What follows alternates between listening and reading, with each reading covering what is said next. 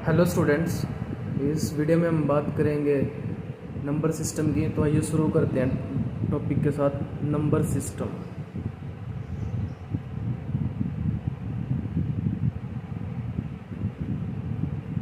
Number system में हमारे पास different तरह के नंबर होते हैं। तो सबसे पहला जो नंबर होता है वो होता है नेचुरल नंबर।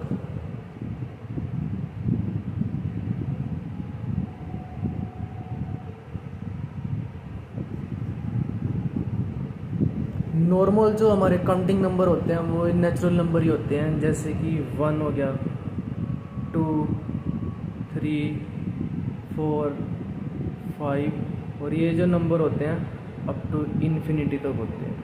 ठीक है, दो कॉन्जिक्यूटिव नेचुरल नंबर के बीच में कोई और नंबर नहीं आता। जैसे 1 और 2 के बीच में कोई और नंबर नहीं आएगा, जैसे 1.1, 1.2, 1.3 या फिर 1.5, ऐसा कोई नंबर नहीं आएगा। 1 के बाद सीधा 2 आएगा, 2 के बाद सीधा 3, 3 के बाद सीधा 4, उसके बाद 5 और ऐसे इन्फिनिटी तक होते हैं ये नंबर। नेक्स्ट जो हमारे पास नंबर होता है वो होता है होल नंबर।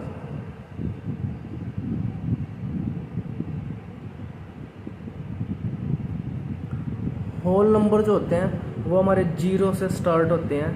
फिर नेक्स्ट जो होल नंबर होता है वो 1, फिर 2, 3, 4, 5 और ये जो नंबर होते हैं वो भी अप टू इन्फिनिटी तक होते हैं। और होल नंबर को हम कह सकते हैं कि ये जो होल नंबर है वो ग्रुप है 0 प्लस नेचुरल नंबर का। जैसे कि आप देख सकते हैं कि इसके अंदर सारे के सारे नेचुरल नंबर तो इंक्लूडेड हैं ही हैं, 0 एक्स्ट्रा इसके अंदर। तो सारे के सारे जो नेचुरल नंबर हैं वो हमारे होल नंबर होते हैं। और सारे के सारे जो होल नंबर है वो नेचुरल नंबर नहीं होते, क्योंकि नेचुरल नंबर के अंदर 0 इंक्लूड नहीं है। नेक्स्ट जो हमारा नंबर होता है वो होता है इंटीजर। इंटीजर की हम बात करें तो जैसे हमारे पास ये 0, फिर इधर 1, फिर 2, 3, 4 और ये होता है हमारे पास प्लस इन्फिनिटी तक। जैसे ही हम लेफ्ट साइड में आएंगे इधर हो जाएगा -1, -2, -3 और अप टू माइनस इन्फिनिटी। ठीक है, जो ये वाले हमारे नंबर हैं, जो ये वाले इंटीजर हैं, ये तो है पॉजिटिव इंटीजर। और इधर जो ये इंटीजर हैं लेफ्ट साइड में ये हैं नेगेटिव इंटीजर।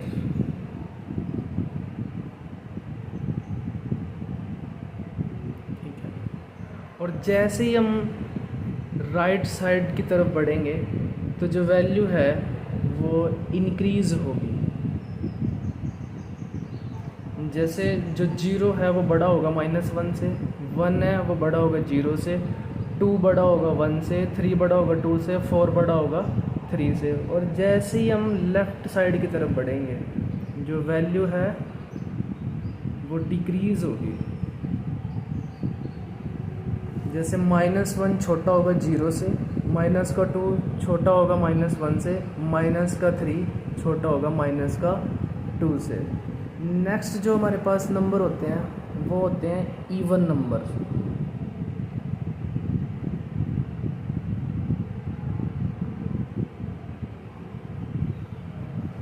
इवन नंबर वो होते हैं जो 2 से कम्प्लीटली डिवाइड हो जाते हैं और इसमें कोई रिमाइंडर नहीं बचता। जैसे कि हम लिख सकते हैं द नंबर्स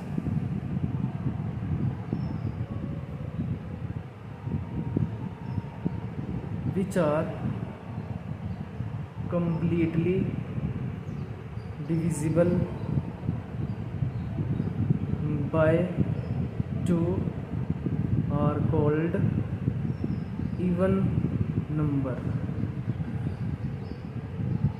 ठीक है, ऐसे नंबर जो 2 से कम्प्लीटली डिवाइड हो जाते हैं वो होते हैं हमारे इवन नंबर। जैसे कि 0 है, 2 है, 4, 6, 8, 10, 12, 14, 16, 18, 20।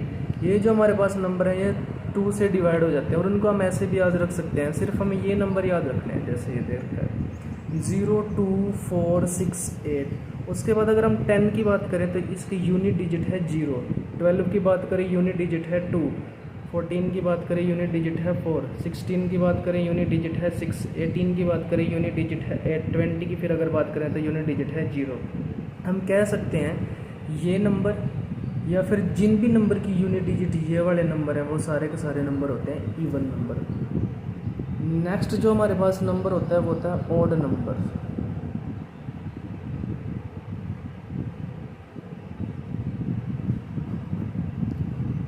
ऑड नंबर जो होता है इवन नंबर का अपोजिट होता है। इवन नंबर तो वो होते हैं जो 2 से कम्प्लीटली डिवाइड हो जाते हैं, बट जो ऑड नंबर होते हैं वो ऐसे नंबर होते हैं 2 से कम्प्लीटली डिवाइड नहीं होते, ये रिमाइंडर छोड़ते हैं। जैसे the numbers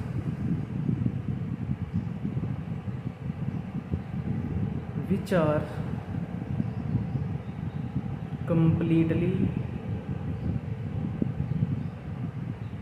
which are not completely divisible by 2 are called odd number।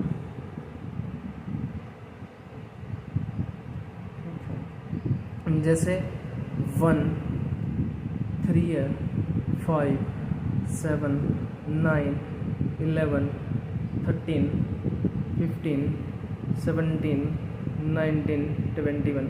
अगर हम इन नंबर को 2 से डिवाइड करके देखें तो इनमें रिमाइंडर आएगा। अब हमें सिर्फ ये याद रखने नंबर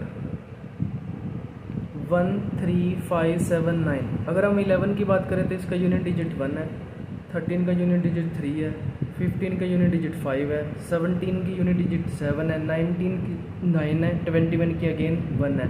तो ये वाले नंबर और जिन नंबर की यूनिट डिजिट ये वाले नंबर है वो सारे के सारे हमारे होते हैं ऑड नंबर। भाई नेक्स्ट नंबर की हम बात करते हैं। नेक्स्ट जो हमारे पास नंबर होता है वो होता है prime number.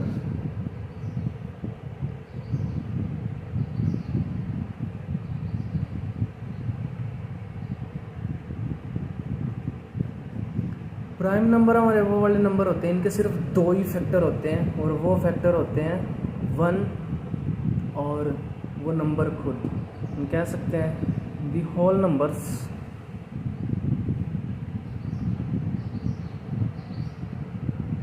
which have only 2 factors 1 and itself are called prime number।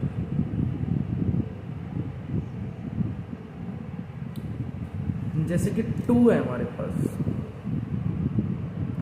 अगर हम 1 के टेबल से शुरू करें और इस नंबर तक के टेबल को देखें तो जो 2 है वो 1 के टेबल में भी आता है और 2 के टेबल में भी आता है। तो देखें इसके कितने फैक्टर हो गए हैं। पहली कंडीशन है तो फैक्टर होना चाहिए 2, इसके 2 फैक्टर हैं। फैक्टर होना चाहिए तो वो 2 फैक्टर कौन सा होना चाहिए 1 और वो नंबर खुद। इसका फैक्टर 1 भी है, वो नंबर खुद भी है, तो 2 हमारा क्या है प्राइम नंबर है। अगर हम बात करें 3 की, अगर 1 के टेबल से स्टार्ट करें तो 1 के टेबल में भी आता है 3, 2 के टेबल में नहीं आता, उसके बाद 3 के टेबल में। तो कितने फैक्टर होने चाहिए 2, पहली कंडीशन सेटिस्फाई होती है हमारी।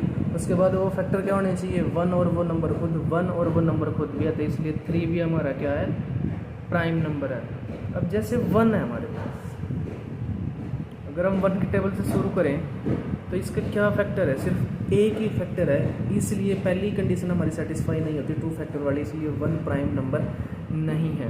और अब हम अगर बात करें 4 की, 1 के टेबल से शुरू करें तो 1 के टेबल पे भी आता है 4 और 2 के टेबल पे भी आता है 4 और 4 के टेबल पे तो आता ही है 4। इसके कितने फैक्टर हो गए 3 फैक्टर, जबकि फैक्टर होना चाहिए 2, इसलिए हमारा प्राइम नंबर नहीं है। तो आप ऐसे आसानी से पता कर सकते हैं कि कौन सा नंबर प्राइम नंबर है कौन सा नहीं है। मैं कुछ लिख देता हूँ प्राइम नंबर यहाँ पे, जैसे यहाँ पे 2 है, 3 है, 5 है, 7 है, 11 है, 13 है, 17 है, 19 है, और भी बहुत से हमारे पास प्राइम नंबर हैं। और अब एक ही प्राइम नंबर है हमारे पास जो कि इवन नंबर है, इवन प्राइम नंबर वो है सिर्फ 2, बाकी जो नंबर है वो ऑड प्राइम नंबर है। उसके बाद अगर हम बात करें नेक्स्ट नंबर होता है हमारा कंपोजिट नंबर।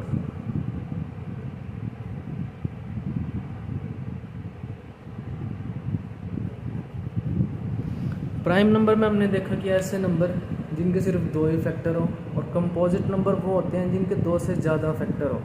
हम लिख सकते हैं जैसे द नंबर्स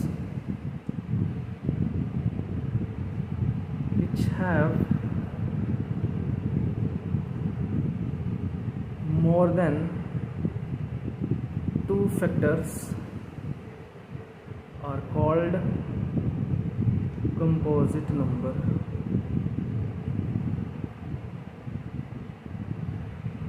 ऐसे नंबर जिनके दो से ज़्यादा फैक्टर हो वो कंपोजिट नंबर होते हैं। आइए देखते हैं इसके एग्जांपल। जैसे 4 है, हमने पिछले सेक्शन में भी देखा।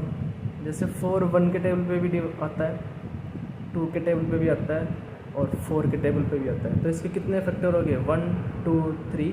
मोर देन 2 फैक्टर है तो इसलिए 4 क्या है? एक कंपोजिट नंबर है। अब बात करते हैं जैसे 6 है। 6 1 के टेबल पे भी आता है, 2 के टेबल पे भी आता है, 3 के टेबल पे भी आता है और 6 के टेबल पे भी आता है। इसके कितने फैक्टर हो गए? 4। मोर देन 2 फैक्टर है तो 6 भी हमारा क्या है? एक कंपोजिट नंबर है। ऐसे ही 8 हमारा कंपोजिट नंबर है, 9 कंपोजिट नंबर है, 10 कंपोजिट नंबर है और 12 कंपोजिट नंबर है। ऐसे बहुत से नंबर है हमारे पास जो कंपोजिट नंबर अवेलेबल है। उसके बाद जो नेक्स्ट नंबर आता है हमारे पास वो आता है rational number.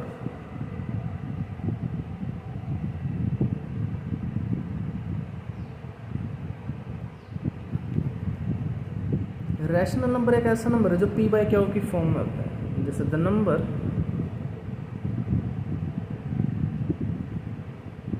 Which is in form of p by q where q not equal to 0। यहाँ पे जो p है वो न्यूमरेटर है, क्यू जो है वो डिनोमिनेटर है, और जो डिनोमिनेटर है हमारा वो 0 नहीं होना चाहिए। अगर 0 होता है तो जो नंबर है वो अनडिफाइंड हो जाएगा। अब इसके कुछ एग्जांपल देख लेते हैं। जैसे कि 1/2 है, ये रैशनल नंबर है, that is p, that is q। उसके बाद अगर हम देख लेते हैं 3/2, ये भी रैशनल नंबर है। उसके बाद अगर हम देख लेते हैं 4/5, ये भी रैशनल नंबर है। उसके बाद अगर हम देख लेते हैं 3/5, ये भी हमारा रैशनल नंबर है। और अगर हम इसके आगे चलते हैं तो जैसे हमारे पास अब 3/2 है, क्या अगर हम इसको 3 को डिवाइड करके देखते हैं 2 से, जैसे 3 डिवाइड बाय 2। अब 2 1 यहाँ पे आएगा 2, इसका रिमाइंडर बचेगा 1। अगर हम यहाँ पे अब 0 लगाते हैं तो यहाँ पे पॉइंट लग जाएगा। अब 2 5 10। अब यहाँ पे रिमाइंडर क्या बचा है? 0। ऐसे नंबर जिनका डेसिमल एक्सपेंशन क्या हो? टर्मिनेटिंग हो, ये टर्मिनेटिंग नंबर है। जो टर्मिनेटिंग नंबर हमारे होते हैं वो भी हमारे रैशनल नंबर होते हैं। ठीक है। नेक्स्ट हमारे पास और भी तरह के रैशनल नंबर होते हैं। जैसे अगर हम 10 को 3 से डिवाइड करके देखें, जैसे 10 डिवाइड बाय 3, अगर 3 3 ज़ा 9, यहाँ पे आएगा 1। अगर हम यहाँ पे 0 लगाएंगे तो यहाँ पे पॉइंट। उसके बाद 3 3 ज़ा 9, उसके बाद 3 3 ज़ा 9, उसके बाद फिर 3 3 ज़ा 9। अब इसमें देख लो कि ये पूरे अब इसमें आप देख लो कि ये पूरे का पूरा जो नंबर है वो कट नहीं रहा है, इसमें बार बार रिमाइंडर आ रहा है। और अगर हम डेसिमल एक्सपेंशन इसका देखें तो वो रिपीट हो रहा है, डेसिमल के बाद जो यहाँ पे अक्षर हैं वो रिपीट हो रहे हैं। तो जो ये डेसिमल एक्सपेंशन है, ये डेसिमल एक्सपेंशन होता है जैसे नॉन टर्मिनेटिंग एंड रिपीटिंग होता है ये। तो ऐसा नंबर जिसका डेसिमल एक्सपेंशन वो जो नंबर है वो नॉन टर्मिनेटिंग और रिपीटिंग हो, वो भी क्या होता है? हमारा रैशनल नंबर होता है। ठीक है। रैशनल नंबर होता है हमारा p बाय क्यू की फॉर्म में होता है। p इसमें न्यूमरेटर होता है, क्यू डिनोमिनेटर होता है। जो क्यू होता है वो 0 नहीं होना चाहिए, क्योंकि अगर डिनोमिनेटर 0 होता है तो वो नंबर अनडिफाइंड हो जाएगा। और ऐसे नंबर जो हमारे टर्मिनेटिंग है, जिनमें रिमाइंडर नहीं बचता, वो भी हमारे रैशनल नंबर। और ऐसे नंबर जो नॉन टर्मिनेटिंग है, मतलब पूरे पूरे वो नहीं कैंसिल होते, और जिनका डेसिमल एक्सपेंशन क्या है, नंबर रिपीट होते हैं, वो भी हमारे रैशनल नंबर होते हैं। इसको हम ऐसे भी लिख सकते हैं जैसे 3.3 बार। ठीक है, इसमें ज़रूरी नहीं है एक सिंगल नंबर ही रिपीट हो, उसमें पैटर्न भी रिपीट हो सकता है, जैसे 1.123 123 123। अब इसमें आप देख सकते हैं कि 123 123 पैटर्न रिपीट हो रहा है। ठीक है, नेक्स्ट जो हमारा नंबर होता है वो होता है इरेशनल नंबर।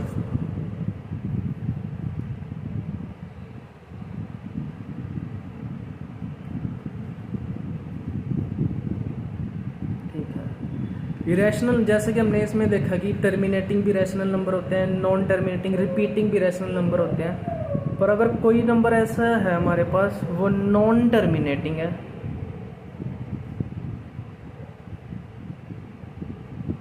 ठीक है, और नॉन रिपीटिंग है, डेसिमल एक्सपेंशन उसका नॉन रिपीटिंग है, तो ये जो हमारे पास नंबर होते हैं ना वो इरेशनल नंबर होते हैं।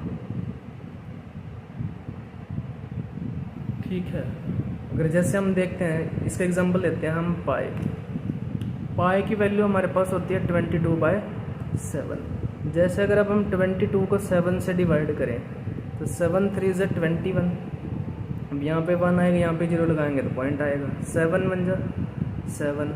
अब यहाँ पे अगर 3 7 4 ज़ा 28, यहाँ पे 7 2 ज़ा 14, फिर यहाँ पे 6, ऐसे ही ना ये चलता रहेगा आगे। अब आप देख रहे हैं कि ये पूरे का पूरा कैंसिल आउट भी नहीं हो रहा है यहाँ पे, और जिसका डेसिमल एक्सपेंशन है वो नॉन रिपीटिंग है, मतलब इसमें रिपीट नहीं हो रहा। तो ऐसे नंबर जिनका डेसिमल एक्सपेंशन जो नंबर है वो पूरे पूरे टर्मिनेट ना हो, नॉन टर्मिनेटिंग और उनका डेसिमल एक्सपेंशन नॉन रिपीटिंग हो, ऐसे नंबर जो होते हैं वो इरेशनल नंबर होते हैं। और जितने भी हमारे ये नंबर हैं, प्राइम नंबर हैं, जैसे 2 है, या अगर इनको अंडर रूट में लिख दें आप तो ये सारे के सारे हमारे इरेशनल नंबर हैं। नेक्स्ट जो हमारा नंबर होता है वो होता है real number.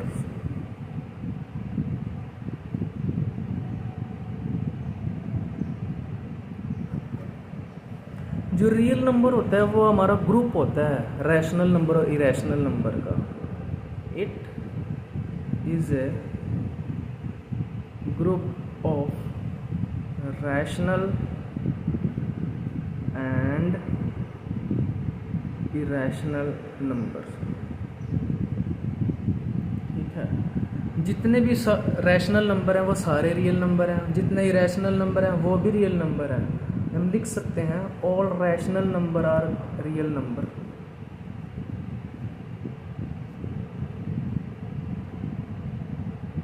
All irrational number are real number.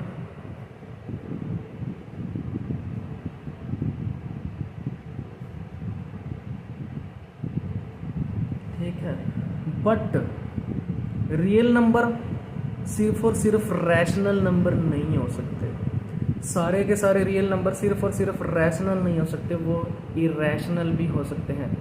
और ऐसे ही सारे के सारे जो रियल नंबर हैं वो सिर्फ और सिर्फ इरेशनल नहीं हो सकते, वो रैशनल भी हो सकते हैं। सारे के सारे रैशनल नंबर रियल होते हैं, सारे के सारे इरेशनल नंबर रियल होते हैं, पर सारे के सारे इरेशनल नंबर ना तो अकेले रैशनल होते हैं ना ही अकेले इरेशनल होते हैं। ये क्योंकि रियल नंबर ग्रुप होता है रैशनल और इरेशनल नंबर का। ठीक है, उसके बाद जो हमारे पास आता है कॉम्प्लेक्स नंबर।